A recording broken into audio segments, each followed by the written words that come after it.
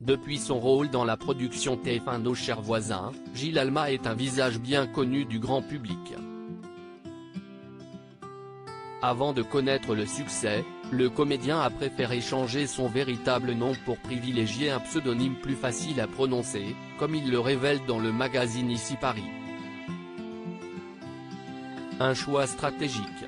D'abord sur les planches, Gilles Alma s'est progressivement fait une place sur le petit écran. Après quelques apparitions au cinéma et à la télévision, c'est en 2012 que l'acteur décroche le rôle qui le fait connaître des téléspectateurs.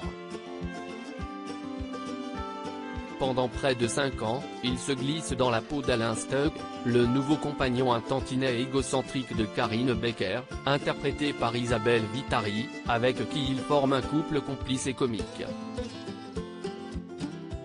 En incarnant l'un des résidents déjantés de l'immeuble de Nos chers voisins, Gilles Alma devient l'un des visages les plus connus du public de TF1.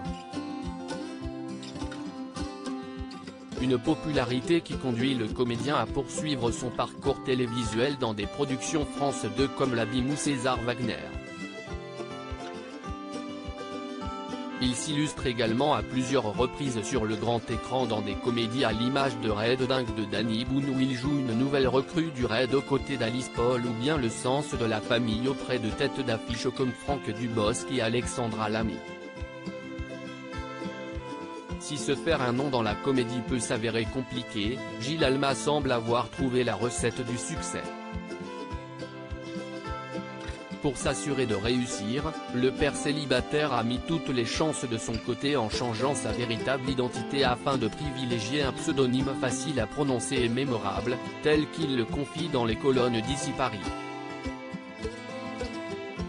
Un nom trouvé par hasard né Gilles Bongibaud, Gilles Alma a préféré abandonner un nom généralement estropié.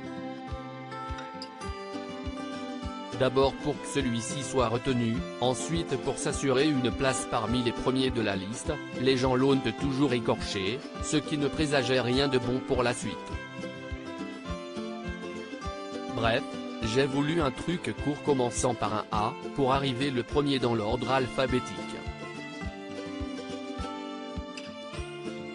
À l'époque, je ne réfléchissais pas forcément à travailler, mais j'avais déjà une grande conscience marketing du truc, indique-t-il auprès du magazine.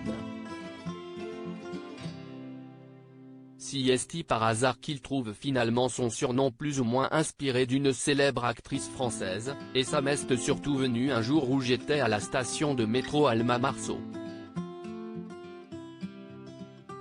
Je me suis dit, il y a Sophie Marceau, il y aura peut-être un jour Gilles Alma, conclut-il. Un heureux coup du destin.